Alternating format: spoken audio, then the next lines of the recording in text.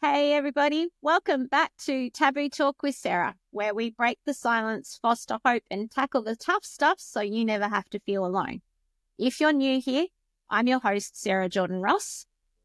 I'm a wife, I'm a mum to 3 amazing boys, and I've spent the last 25 years or so in the health and wellness space as a massage therapist, wellness coach, and an advocate for real meaningful conversations because I believe that's where healing can start. This podcast today is brought to you by the Mental Wellness Company. Now, you've heard me talk about them before if you've been here for a while, and you know that I'm all about gut-brain health, nervous system support, and managing stress. And these products have made a huge difference in my life and in my family's, so that's why I like telling everybody about them. So my go-to, and especially at the moment, is Happy Juice. For stress relief, for mental clarity, and for balanced energy, because let's be real, parenting, business, and life in general can be a lot, particularly if you have kids who are needing a little extra care and support sometimes. And there's lots of other products in the Amari range that I really love. One is Metasync, and that why I love it is because it helps with that gut-brain connection, because sometimes they get a little out of sync and they don't talk to each other properly. So Metasync helps to open those communication channels a little bit better. And I love them so much that I became a brand ambassador. So if you want to check them out, the link is in the show notes, or shoot me a message, because I always love to talk about what's working for me and my family and help others find their way to wellness. So in the last episode, we talked about something that's really close to my heart, breaking free from chronic stress and reconnecting with our natural rhythms. I shared how many of us are living constantly in fight or flight mode to the point that we don't even realize how much it's affecting us. Our stress-filled lives have disrupted our natural rhythms, our sleep, our energy levels, our ability to rest and recover. And when we live like that for too long, it takes a big toll on our mental, emotional, and physical health. If you missed that episode, go back and give it a listen. But I will say I was a little caught up in a stress cycle myself, so you might notice that, you might not. But today we're taking that theme of learning how to reset, recharge, and get back into balance even further, but in a slightly different way. My guest today is Debbie Prediger. Now, I first connected with Debbie through the Be Extraordinary Network, and I have been so inspired by her work ever since that I tuned into her Visibility Challenge. I'm part of her Empowering You group, and what I love most about her is that she's always helping people step into their power and share their voice with confidence. She's an empowerment leader, a strategist who helps bridge the gap between where you are now and where you want to be. She's the founder of Empowering You, a community and coaching space that helps people break free from limiting beliefs, trust their intuition, and take aligned action towards their purpose. She's also a founding member of the LA Tribune's Women's Journal, where she's amplifying the voices of women and making an impact. Her mission? Helping people move past fear, self-doubt, and visibility struggles so they can step fully into the life and the business that they were meant to have. And that's what we're diving into today. How to break free from those limiting beliefs that keep us stuck. Trusting our intuition. Learning how to overcome fear and resistance around visibility. How community and collaboration play a big role in our personal and professional growth, and what it really takes to step into your purpose and share your voice. Debbie's wisdom and energy are contagious, and I can't wait for you to hear this conversation. Well, Debbie, welcome. Thank you so much for being here. Thank you so much for that beautiful introduction, and I'm thrilled to be here. This is, a few weeks coming, and I couldn't wait for this day to arrive. I'm so glad you're here. Now, I've got a few big questions for you. So you help people break through the stories they tell themselves, the ones that keep them stuck or doubting themselves, keep them playing small. What's one of the biggest limiting beliefs you see holding people back, and how do you think we can shake it off? Well, there's a lot of big ones, but what comes to my mind as you say that, I'm just going to trust my own intuition, is that thought that why me? When I talk about being extraordinary, a lot of people think that means they have to be something really big and take on the project of the world. And what I'm really saying is that it is just about listening to your own voice, your own wisdom, the stuff that comes within, and then just leaning into it. And if that's leading you to be a leader, to step up and say, I can help, then do that. Because it really is just you deciding to show up, shine your light, and lead those that are meant for you. And it doesn't have to be big things either. Quite often that thing that lights our spark, it's a little whisper to start with, but we ignore those. Or we ask ourselves, yeah, exactly that why me question. Why? But my answer to that one is, if not you, who? And if not now, then when? Absolutely. And I really just help people understand that they, along their journey, were looking for somebody, praying for somebody, wishing somebody would appear with the answers. And if you have those answers, please share them. Guide somebody through what you've already been through. Yes, if you have the ability to help, then you probably should. It really is. One of the things I've learned from you, and you mentioned it just a second ago, trusting your own intuition. We tend to second guess it. So what do you think are some of the signs that show up that people aren't listening to their intuition? Well, first and foremost, when you're avoiding your own messages that are coming through you, you're probably in overwhelm. You're probably a thinker that swirls in doubt and overwhelm, and the same thoughts continue to rile through your brain. Yep. People think, oh, I have anxiety, or I have chronic thinking, or I just can't figure it out. So I'll hear those kind of things. And what that's telling me is that there's a fear of trusting your own voice, your own messages that are coming to you and through you. Intuition is a beautiful thing, but if we give our power away, we're actually grabbing your intuition and his and all sorts, and pretty soon we're just confused and distracted. And I really feel that that's actually a sense of keeping ourselves safe.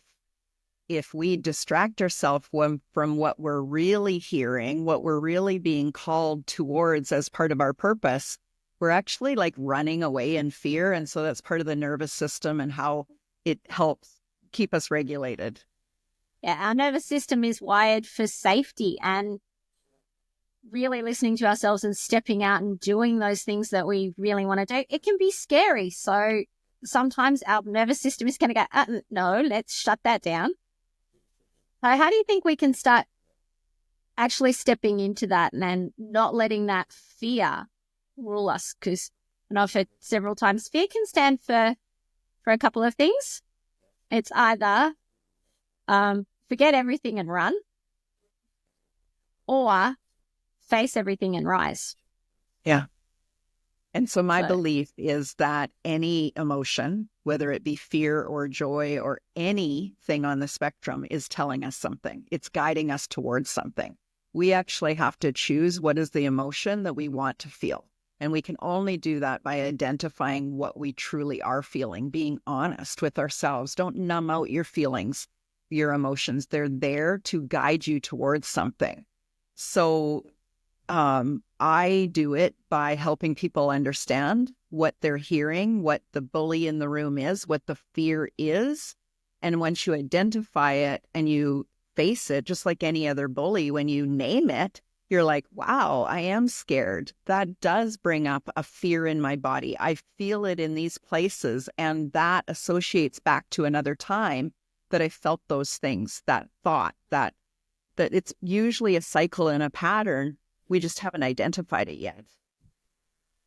And it's amazing what happens when we do start identifying those patterns, identifying those problems, and then we can actually do something about it. And it stops us going that round and round and round again. Sometimes we get to a point where we recognize the brick wall we're about to run into and can actually stop us doing that. But some of us have to learn our lessons the hard way. And over time, and that's what I really help people see, is that it's all a growth. And as long as we're being aware and then we're conscious about changing an old habit or pattern, whether you know it's happening or whether you don't, it's a deeper sense of empowerment when you go down that path. And then, of course, surrounding yourself with like-minded people so they can help you when you're in a downward spiral as well. And I love that you mention other people, because you're very big on collaboration and working together and forming a community. I love being part of your Be Extraordinary group. I see so many women in there doing incredible things. So why do you think that community is such a vital part of growth and what we can do? Well, I believe that we're all looking for connection, and connection starts with ourselves. But at one point, when you feel extremely lonely or all alone, you think you want connection to others. So I actually am doing two things there. I'm introducing you to extraordinary women so you can see yourself in their story. And I'm building a connection because all of us will talk about a time where we didn't see ourselves, where we weren't connected to ourselves, where we weren't connected to our intuition, our true essence, and even source. And so I'm doing all of the things that I do so people can be seen and heard and valued. And that starts with you valuing you. Yes. And sometimes we forget who we are in the crazy busy of everyday life. But that also brings me to your visibility challenge. So seeing people, helping people to be seen and to show up for who they really are. Why do you think we're so afraid of being visible, of standing out and speaking out when we see things? Wow. So we had such a great challenge. So it actually was a challenge within a challenge. So I invited 9 other women to co-create this challenge with me. And every one of them is somebody that either leads a community, has a coaching program, or a community. And what happened is they each brought their own thoughts. So I really evaluated, what do you believe visibility is about? Because Elizabeth Kipp was somebody that she helps people through pain and maybe addiction. So there's all sorts of ways in which people hide pain. So her people, visibility meant completely a different thing than my people who are coaches that want to be seen and somebody to buy their stuff from them. So we went into a deep conversation of what does visibility really mean and what would stop people from actually choosing to be visible. And it really comes down to safety. If we don't feel safe in the environment in which we're showing up and speaking up and being our truth, we're going to hide. We're going to stand back in the corner and we're going to pretend we're something else. And that, again, can become a habit, a pattern, where if you, from a little girl, were told to be quiet or to be something you weren't, every time you said, I really want to be a ballerina, and somebody says, no, you're going to be a doctor, then you eventually don't listen to even yourself. You don't know what you want. And that's what happens is a lot of women come to me, and when I ask them what their dreams are, they're like, dreams? I have the ability to dream. I'm just here taking care of everybody else and surviving. What about me?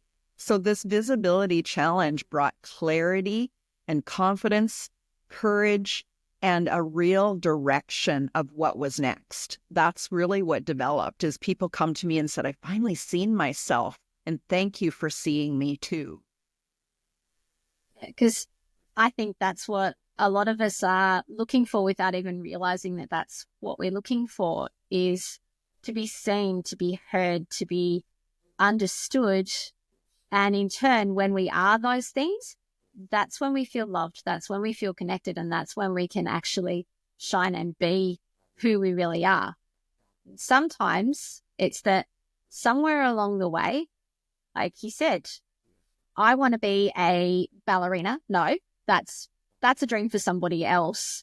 We get that all the time and we squash all that down, and sometimes we forget that we even had those dreams. So it was great that the visibility challenge helped to bring those back to the surface, and it's okay to step out of your comfort zone and do something different if that's what makes your heart sing.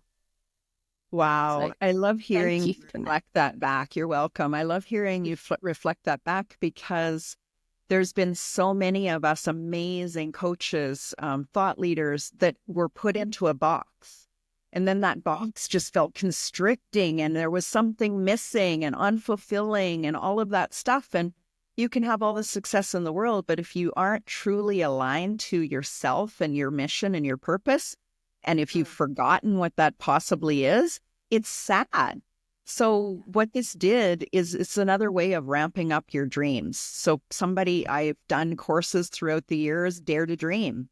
And for somebody that didn't even know that they weren't dreaming, maybe that doesn't resonate.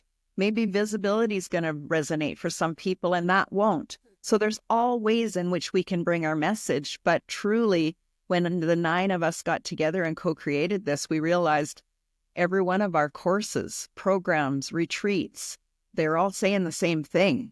Stand up, show up, be who you are, know who you are, and just embrace that. Stand in your power.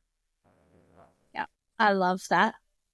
I think taking those steps to notice when you aren't doing that and making those steps forward. So if somebody's listening and they're feeling completely stuck, they're saying, it's great to say, show up in my power and be who I am. But if they aren't ready yet, aren't on that yet, they're just feeling stuck,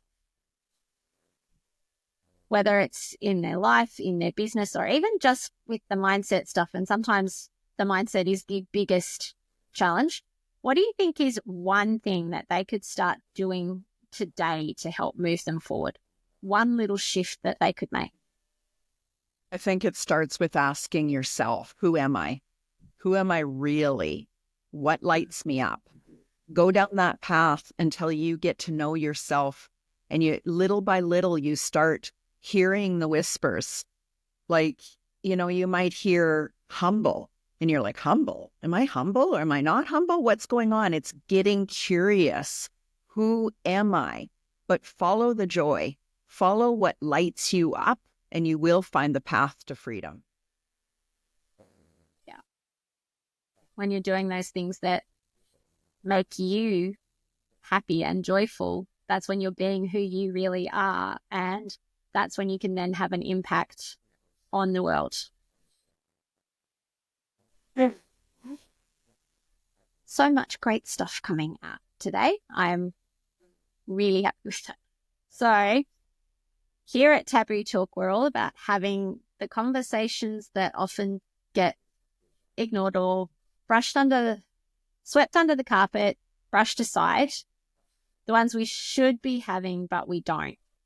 In your experience, what's one conversation you believe needs to happen more often, and why do you think that's important? Wow, such a great question. I would say a truth conversation with yourself, as I just talked about. Who am I really? Because if you have spent most of your adult life people pleasing others, and you love to be a ballerina and you now remember it, there's a conversation that now has to happen externally with your spouse, with your family, and tell them the truth about what lights you up, and that you haven't been lit up. You haven't been fulfilled or feel like you're contributing, because that's the impact. We all know that energy can affect us when we walk into the room and it's a negative energy. Somebody's maybe just had a fight. It feels cold. It feels harsh. It feels constricted. But when people actually realize that it works the other way as well, when you light up a room, you're changing somebody else's emotions. You're helping them feel empowered. Some people will come into the room and they'll say, I didn't even know why I felt so empty. But just listening and connecting with you, I feel fulfilled or happy or joyful. Again, please recognize the emotions that you love to feel and choose them more often to create them. Sometimes that can be hard because we spend so long pushing our emotions down, wearing that mask of, I've got it all together, I'm all okay, when underneath it's like, actually, I'm not okay. But we don't say that. And it can be really hard to drop that mask. So if you got any tips on how we might be able to do that? Again, being honest with yourself. So for one of the things that happened with me, and I think you kind of alluded to it in your introduction a little bit about your life. But what happened to me is that I was so busy pleasing everyone else that my body started to shut down. And I mean, my habit and my pattern was work harder, figure it out, get this all done. And that eventually my body literally shut down and the doctors didn't know what was wrong with me. They were talking MS, they were talking brain tumor, they were talking, it's all in your head. You know, I worked in the healthcare industry. I was a nurse at this time. My doctors were my friends and they could not figure it out. And maybe I had to get to that breaking point in order to be so compassionate with the people that I now coach. But I do understand that what I was doing was numbing everything out.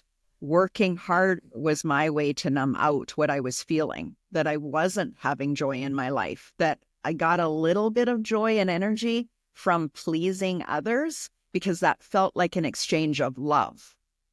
But what I would tell people today is that love comes from self. And at one time, you couldn't have convinced me of that. It was like, no, love needs to come from others. It comes from within when you know yourself and you love who you are and what you stand for.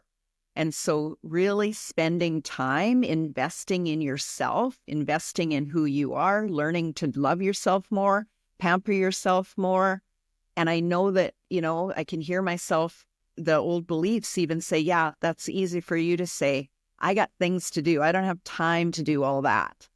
It is the best investment you will ever make, because when you become clear on who you are and happy with that person and loving that person unconditionally, despite all the things that ever happened in the past, the person you are today that you can literally start to love unconditionally and then share that person with others so they can mirror it back to you and love you too, that's going to feed a cycle that for generations to come, people will be happy that you'd invested in yourself.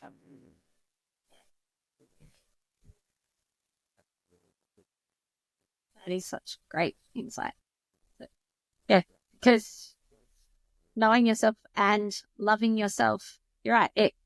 Then we're able to pour more love out to the world because we come from that place where we're filled up, where we do know what it feels like to have love and joy and peace, and we're being who we really are. Because people pleasing, it gets exhausting, especially if it's not what we really want to be doing. But so often, for so long, women were taught got to take care of everybody else and that we come last on the list. Now, I've been a massage therapist for a long time, 25 years. My biggest observation and my biggest thing that I love to tell people, those people that you're looking after, what happens to them when you collapse in a screaming heap because you haven't been looking after yourself? What's the selfish thing? Yeah. Is it taking care of yourself so you're better able to take care of others? Or is it pushing that down and just taking care of everybody else until you burn out and collapse? And it's one of the hardest things to see. Because I know that for me, if you would have told me that, and I had many people tell me that in the depth of all of that, that I'm strong. I can do this. I can take care of others when they maybe can't take care of themselves. So what it had to be was my body actually speaking louder to me. I always say your body knock, knock, tap, tap. And then finally it's just slam and you are going to get sick and it will be at dis-ease. And if you don't take care of your body, you will not get a choice. So you can either wait for that to happen to make the change in your life, or you can learn from people that have gone before you and then just surround yourself so that they can mirror that you're worth it, right? For me, I really needed permission from, I thought, others, but in turn, it was from myself. Because at the end, when everybody was giving me permission to, take care of myself, it still wasn't enough. I needed to hear that permission from myself so that then I could do the work that I'm here to do today. And it's still full circle. I'm still helping everyone. I'm just doing it in a much different way and in an aligned way.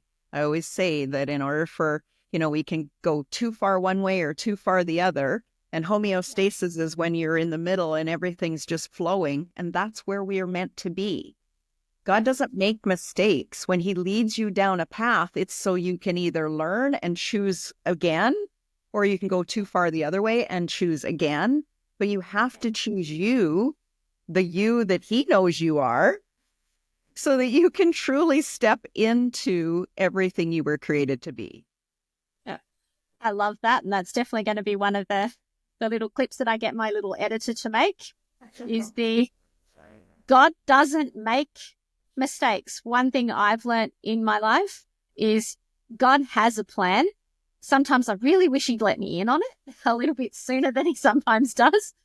But he always has a plan. And when I relax and go with that and trust that, things work out really well. It's when I do but I want it this way, and I try to do it all myself, that things, they don't work the same way. And I love somebody else saying God doesn't make mistakes, or that he's part of everything, because sometimes we shy away from those spiritual conversations too. So it is so great to be able to have that with you. So well, thank you. Now when I have that little inner argument with myself, I was like, I don't think I can do it. It's not for me. I don't know. That's too hard. I laugh because I'm like, so you actually think you're smarter than God? Okay, let's just back this up a bit. So I've kind of flipped it around from being like a bad servant and not listening or whatever, like all the stories that I used to have, and I just giggle. And now we have conversations all the time. Which is really cool. Yes, it's fun being able to just have a chat with God the same way that we're talking now. And sometimes when you listen to those whispers, your body doesn't have to shout at you. You don't have to get smacked up the back of the head if you start listening sooner, because from a physical point of view, your body is always talking to you, and it's designed for homeostasis. As you said, it's designed for that middle point. But so often, and I talked about it in last week's show, was that even our nervous system and how it responds to fight and flight and rest and repair, it's supposed to be like a seesaw. And a lot of the time we want that seesaw level. Every once in a while, the central nervous system, so our sympathetic nervous system will kick in. That's what runs our fight and flight response. And we need that. When we're going through hard times, when we're really stressed, we need that fight and flight response. It's what keeps us safe. But we're not supposed to spend all of the time with the seesaw that way. We're supposed to have times where the other end, our parasympathetic nervous system, is running the show. That's when we get into that rest and repair state. And then we're supposed to have those times that we're just kind of in the middle, where everything's everything's even, everything's good. We're not too stressy, but we're not sitting on the couch doing nothing either. We're in that good space. But so often, and I see it all the time, we're running on empty. We're pushing through. Our nervous system is in chronic fight and flight. And some of us, I will put my hand up for this one, end up with what's called a maladaptive stress response. So sometimes, and I had to learn the lesson the hard way, like you, I ended up very, very ill with we're not quite sure what's going on. Eventually, I was diagnosed with chronic fatigue after having had glandular fever, Barmer forest fever, and CMV all at the same time, and my immune system just going, I'm not playing anymore. And I was one of those, I was a competitive runner, I sang, I was a straight A student, all of that. And my body just went, yeah, I can't.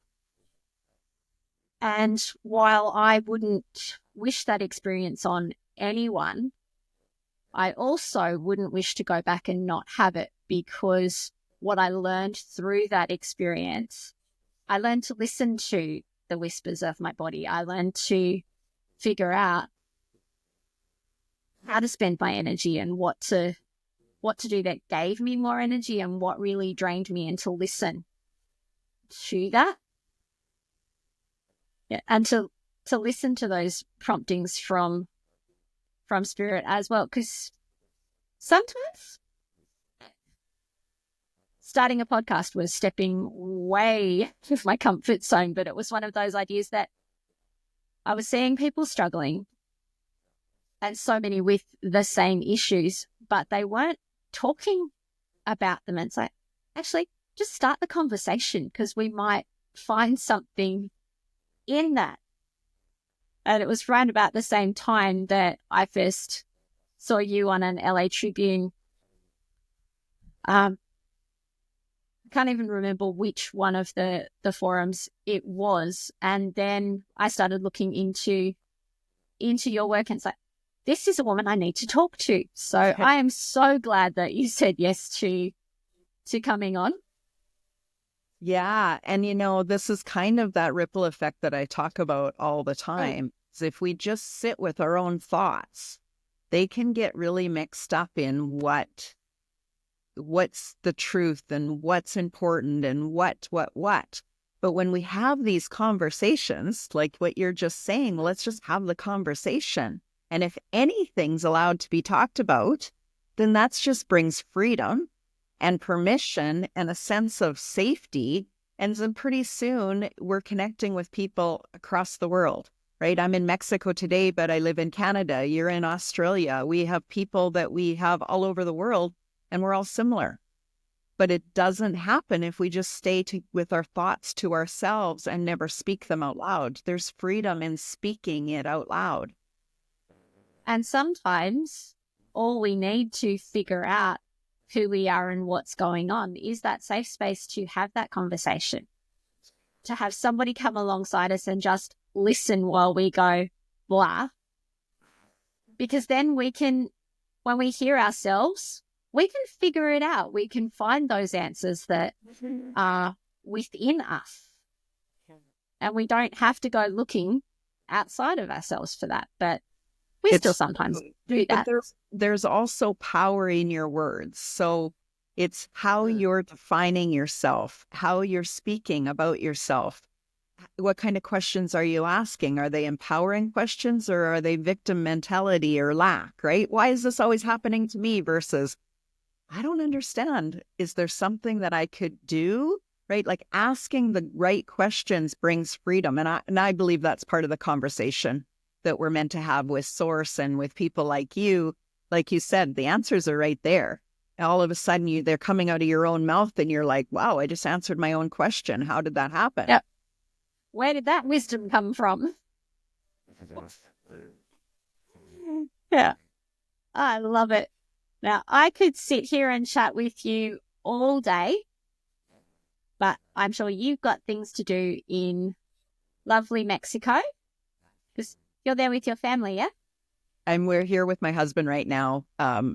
Yes. Yes.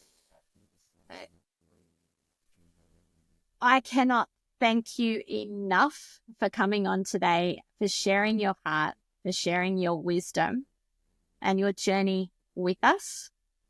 I love your passion for helping people break free, trust themselves, and step fully into who they are. It is so inspiring, and your work has helped me listen to myself more and to start stepping out and shining my light, knowing that if I shine mine, I give other people permission to shine theirs. And I know our listeners are going to walk away from today feeling empowered and more ready to take action. To everyone that's tuning in, remember, you don't have to do this alone. Growth, transformation, and stepping into your purpose aren't meant to be a solo journey. Like we said, have the conversations and then you find those answers yourself. Now, if this episode spoke to you, here's what I'd love for you to do. Share it with someone who needs to hear it. Subscribe and leave a review. It helps me reach more people. Also, put in a comment that tells us the conversations that you want to start having, because that is what Taboo Talk with Sarah is for, is to start those conversations, to have those conversations that we don't always have. So please join in that conversation. Remember, your story matters. Now, if you want to connect to Debbie and dive deeper into her work, I will pop it in the show notes. But Debbie, if people want to get a hold of you, where's the best places to do that? Well, it depends on where you're at, because I'm everywhere. So reach out to me as Debbie Prediger on LinkedIn, on Facebook, any one of those places. But also, if you are an extraordinary woman or you know of an extraordinary woman, I really invite you to come into our private Facebook group. And the reason that that's private is to make sure that these women have a safe space to tell their stories. So whether you're looking to be inspired or to inspire someone else, we really welcome you in there. And it is a great place to be. Some of the stories in there are just incredible. Women who've triumphed over so much hard stuff and then gone on to help other people is wonderful. And I'm so happy I get to be a part of it. So thank you again for coming on today. And for everyone listening, until next time, take care of yourselves, take care of each other. Remember, we're not meant to do this alone. And please share your stories, because your story matters. You matter. So please remember that and just keep talking. Until next time.